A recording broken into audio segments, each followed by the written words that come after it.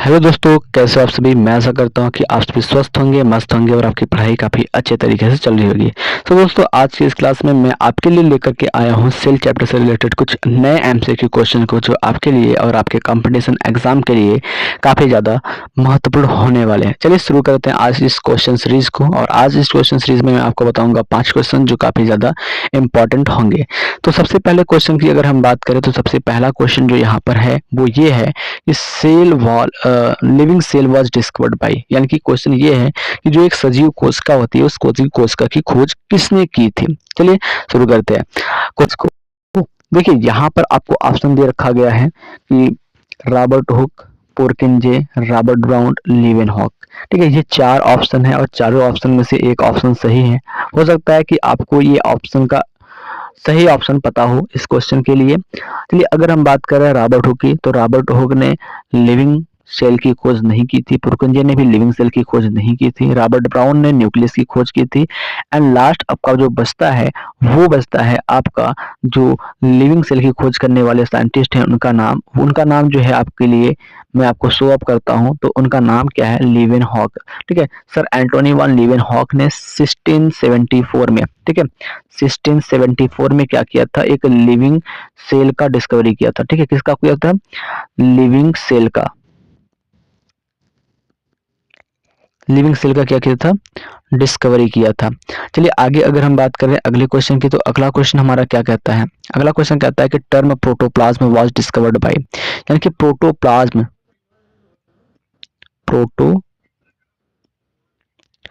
Plasm नाम का जो शब्द है उस प्रोटोप्लाज्म शब्द की खोज किसने की थी? प्रोटोप्लाज्म का मतलब पहले आप जान लीजिए, फिर उसके बाद हम प्रोटोप्लाज्म शब्द की बात करते हैं। देखिए प्रोटोप्लाज्म का मतलब ये होता है, जैसे हमने क्या कर दिया, एक सेल ले लिया। ठीक है, सिंपल सी बात करते हैं, पहले क्या करते हैं, एक सेल ले लेते हैं। ये हमारा सेल है, कोई भी एक लिविंग सेल ले लिया हमने। इस लिविंग सेल के अंदर क्या हो गया, जो लिक्विड मटेरियल पाया जाता है। ठीक है, इस लिविंग सेल के अंदर जो भी आपका लिक्विड मटेरियल पाया जाता है, ठीक, इस लिविंग सेल के अंदर जो भी आपका लिक्विड मटेरियल पाया जाता है वो क्या कहलाता है? साइटोप्लाज्म कहलाता है। ठीक है, ये जो लिक्विड मटेरियल है इसको क्या कहते हैं हम? साइटोप्लाज्म कहते हैं। यही जो साइटोप्लाज्म है आपका, यही साइटोप्लाज्म कहलाता है आपका प्रोटोप्लाज्म। तो एक वैज्ञानिक है जिनका नाम है हक्सले, वो कहते हैं कि protoplasm is the physical basis of life, यानी कि उनके अनुसार जो प्रोटोप्लाज्म होता है एक लिविंग कोशिका के लिए आधारभूत इकाई होती है। अगर किसी लिविंग सेल में प्रोटोप्लाज्म पाया जाता है तो इसका मतलब ये है कि वो सेल लिविंग है, अदरवाइज वो सेल नॉन लिविंग है। चलिए तो देखते हैं यहाँ पर ऑप्शंस को। ऑप्शंस में कुछ आंसर छिपे हुए हैं, उस आंसर्स की बात कर रहे हैं। तो क्वेश्चन हमारा क्या है? Term protoplasm was coined by. Then अगर हम बात कर रहे हैं यहाँ पर ऑप्शन की, तो ऑप्शन दिया गया आपका रॉबर्ट हुक, ठीक है, पुरकिंजे एंड रॉबर्ट ब्राउन और लीवेनहॉक। सो रॉबर्ट हुक ने क्या किया था भैया? नॉन लिविंग सेल की खोज की थी। रॉबर्ट ब्राउन ने न्यूक्लियस की खोज की थी। एंटोनी वन लीवेनहॉक ने, जैसा कि अभी आपने ऊपर की ओर पढ़ा, कि लिविंग सेल की खोज की थी। तो लास्ट जो ऑप्शन बचता है इसमें यहाँ पर आपका पुरकिंजे। तो पुरकिंजे नाम की जो साइंटिस्ट है उन्होंने क्या किया था? प्रोटोप्लाज्म की डिस्कवरी की थी। किसकी डिस्कवरी की थी? प्रोटोप्लाज्म की डिस्कवरी किसके द्वारा की गई थी? पुरकिंजे के द्वारा। ठीक है, पुरकिंजे नाम के एक महान साइंटिस्ट थे जिन्होंने क्या किया था? प्रोटोप्लाज्म की डिस्कवरी की थी। चलिए अगले क्वेश्चन की ओर चलते हैं। अगला क्वेश्चन हमारा क्या है?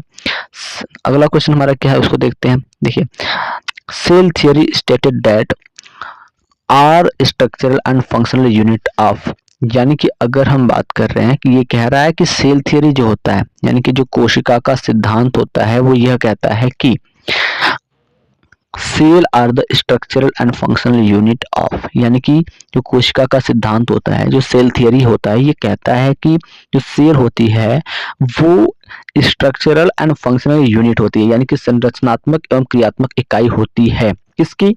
तो ऑप्शन के लिए दे रखा है यहाँ पर, ये प्लांट सेल की, एनिमल सेल की, बोथ ए एंड बी और none of this. None of this का मतलब अगर हम इसको कहते हैं, पहले ही बाइकआउट कर देते हैं, नन ऑफ दिस का मतलब होता है इसका, इसमें से कोई नहीं, तो इसको हम छोड़ देते हैं। तो यहाँ पर बात करें तो हमने क्या स्टेटमेंट पढ़ा है? हमने स्टेटमेंट पहले से पढ़ रखा है कि जो सेल होता है, ठीक है, वो जो सेल होता है वो क्या होता है? फंक्शनल यूनिट होता है या फंडामेंटल यूनिट होता है। ठीक है, जो सेल होता है ऑलरेडी इसको हमने क्या पढ़ रखा है? Fundamental fundamental unit of life. ठीक है, तो यानी कि अगर हम बात करें तो हमने ऑलरेडी पहले से पढ़ रखा है या चैप्टर के नाम में ही दे रखा है कि सेल क्या होता है, फंडामेंटल यूनिट ऑफ लाइफ होता है। और अगर हम एक लिविंग सेल की बात करते हैं तो इस लिविंग सेल के अंदर आपका प्लांट सेल आ जाता है, एनिमल सेल आ जाता है, कुछ प्रोकैरियोटिक सेल भी आ जाते हैं। तो यहाँ पर अगर ऑप्शंस में जो दिया गया है वो दिया गया है जो आपका सेल होता है, ठीक है, वो स्ट्रक्चरल एंड फंक्शनल यूनिट होता है प्लांट के लिए भी और एनिमल के लिए भी। देन इसका जो सही आंसर हो जाएगा वो सही आंसर आपकी अगर हम बात कर रहे हैं तो सही आंसर के लिए बात कर रहे हैं तो सही आंसर में आपका आ जाता है both animal and plant cell. ठीक है, जो both animal and plant cell होते हैं वो क्या होते हैं, सही ऑप्शन होते हैं इस क्वेश्चंस के लिए। ठीक है, देन अगले क्वेश्चन की अगर हम बात करते हैं तो अगला क्वेश्चन क्या हमारा दिया गया है, अगला क्वेश्चन दिया गया है choose incorrect statement for living for following options. यानी कि नीचे दिया गया जो ऑप्शन है उसके अंदर कौन सा गलत लाइन लिखा हुआ है उसके बारे में ये पूछ रहा है। ठीक है, तो चलिए हम पहले स्टेटमेंट की बात करें तो पहला स्टेटमेंट क्या लिखा हुआ है हमारा कि all cell arise from the pre existing cell only. यानी कि ये कह रहा है कि जितने भी नए सेल होते हैं, ठीक है, जैसे अगर हम बात करें हमारे पास ये एक सेल हो गया, ठीक है, और इस सेल में डिवीजन होता है, सेल डिवीजन होता है, तो इस सेल डिवीजन से क्या होते हैं, दो नए सेल बन जाते हैं। तो इसका मतलब क्या हुआ कि ये सिंगल जो सेल है वो क्या हुआ है, प्री एक्सिस्टिंग सेल से ही बना हुआ है, यानी कि इसके पुराने कोशिका से ही बना हुआ है। तो ये स्टेटमेंट बिल्कुल सही है। देन उसके बाद हम दूसरे स्टेटमेंट की बात कर रहे हैं तो दूसरा स्टेटमेंट क्या कहता है, दूसरा स्टेटमेंट कहता है कि रोडोल्फ विरकोच प्रपोज्ड सेल थियरी। यानी कि दूसरा स्टेटमेंट कहता है कि रोडोल्फ विरकोच जो है वो सेल थियरी को देते हैं। तो अगर हम बात करते हैं तो अगर आप वैसे ही देखते हैं तो सेल थियरी को देने वाले वैज्ञानिक हैं स्लाइडेन एंड स्वाल और उसमें रोडोल्फ विरकोच का भी नाम लिखा गया है। देन इस ऑप्शन के बारे में भी हम डिस्कस करते हैं थोड़ी देर बाद। सबसे पहले उसके बाद हम बात करते हैं nucleus was discovered by Robert brown इन 1831।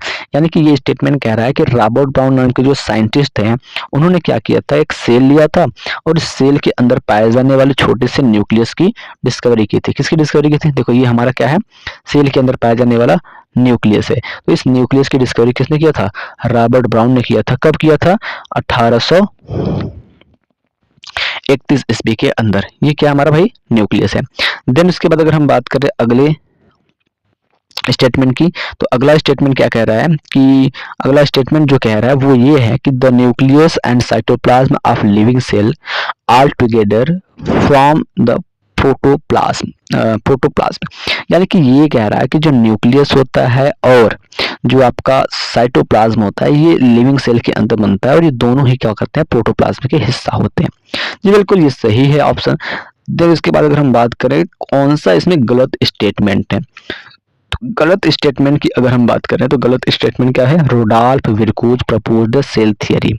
ये स्टेटमेंट बिल्कुल गलत है क्योंकि रोडोल्फ विरकोच ने सेल थियरी नहीं दिया था।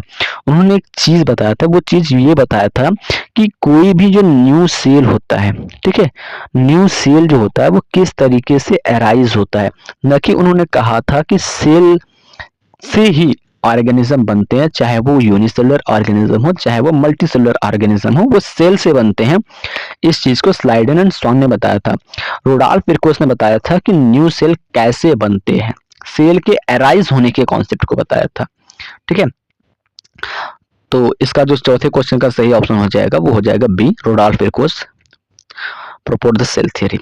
देन उसके बाद अगर हम बात करें लास्ट क्वेश्चन तो हमारा लास्ट क्वेश्चन ये है कि the only cell organelle seen in prokaryotic. ये कह रहा है कि जो नीचे दिए गए ऑप्शंस हैं सेल ऑर्गेनलिस के नाम दिए गए हैं उस सेल ऑर्गेनलिस के अंदर से कौन सा सेल ऑर्गेनली होता है जो प्रोकैरियोटिक सेल के अंदर दिखाई देता है, कौन सा सेल ऑर्गेनली जो होता है जो प्रोकैरियोटिक अंदर दिखाई देता है। तो यहाँ पर प्रोकैरियोटिक सेल की स्ट्रक्चर में ड्रॉ कर दिया हूँ। अब प्रोकैरियोटिक सेल की स्ट्रक्चर की अगर हम बात करें तो यहाँ पर देख सकते हैं आप प्रोकैरियोटिक सेल में, तो यहाँ पर देखो ये तो आपका कैप्सूल हो गया, ये आपका सेल वॉल हो गया, ठीक है, ये सेल वॉल हो गया, ये आपका प्लाज्मा मेम्ब्रेन हो गया, ठीक है। उसके बाद अगर हम बात करें तो यहाँ पर अंदर क्या हो जाएगा, अंदर आपके हो जाएंगे इस प्रकार से साइटोप्लाज्म, ठीक है, ये क्या हो गया, साइटोप्लाज्म हो गया। लिख दूं मैं नाम इसका, इसको कहते हैं साइटोप्लाज्म, ठीक है। देन इसके बाद अगर हम बात करें इसके अंदर ये भी पाया जाता है आपका, एक सेकेंड, हाँ इसके अंदर क्या पाया जाता है आपका, देख लीजिए इसके अंदर आपका पाया जाता है इस तरीके से न्यूक्लियोइड। इसके अलावा न्यूक्लियोइड के अलावा अगर हम बात करें तो इसमें कुछ दाने जैसी संरचनाएं पाई जाती हैं। इस दाने जैसी संरचना को हम क्या कहते हैं? राइबोसोम। ये जो दाने के जैसी संरचना दिख रही है ना बेटा, ये दाने की जैसी जो संरचना दिख रही है रेड कलर की, इसको हम कहते हैं राइबोसोम। क्या कहते हैं? राइबोसोम। देन अगर इस क्वेश्चन के अकॉर्डिंग अगर हम बात कर रहे हैं this only cell organelle present in prokaryotic cell, then mitochondria तो नहीं पाया जाता क्योंकि ये मेम्ब्रेन बाउंड ऑर्गेनली है। प्लास्टिड भी नहीं पाया जाता बिकॉज ये मेम्ब्रेन बाउंड ऑर्गेनली है। सेल लाइसोसोम भी नहीं पाया जाएगा क्योंकि ये मेम्ब्रेन बाउंड ऑर्गेनली है। देन जो आपका ऑप्शन बी है राइबोसोम, ये राइबोसोम क्या होता है? प्रोकैरियोटिक सेल के अंदर पाया जाता है बिकॉज ये मेम्ब्रेन बाउंड सेल ऑर्गेनली नहीं है। ठीक है, इसमें कोई क्या होता है? मेम्ब्रेन नहीं पाया जाता। ठीक है, तो इसलिए क्या होता है? ये पाया जाता है। तो मैं आशा करता हूँ कि जितने भी क्वेश्चन मैंने आज आपको करवाए हैं वो सारे आपके लिए इंपॉर्टेंट होंगे। मिलते हैं आपसे अगले क्लास में, तब तक के लिए जय हिंद, जय भारत।